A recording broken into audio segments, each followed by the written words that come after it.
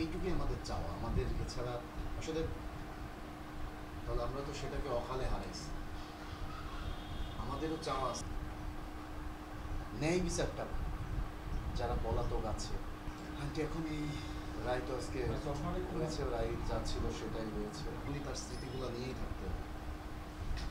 আমরা শুধু আমাদের জায়গাটা সবার ভিতরে জাগ্রত থাক, বেঁচে থাক সবার মনের মাঝেই। কারণ স্টেডিয়ামের কাছে আমার মতোই ভুলো নাই, ভুলতে দিতেও চাচ্ছ না, সবার মাধ্যমে জায়গায় রাখতে যাচ্ছে। এই জন্য তোমার দেবো ছেলে সবাই ঢাকায়, আমি শুধু বাড়িতে চাচিরা আসছে দিচ্ছে। তারপরে ছেলে বলছে আব্বু ওয়েবসাইট দিয়েছে ভাইয়ার রায় হবে। তখন প্রতি কৃতজ্ঞ, দেখো আমার আপনার মারা গেছে, তাকে স্মরণ করে রাখার জন্য সারা দেশবাসী বিশেষ করে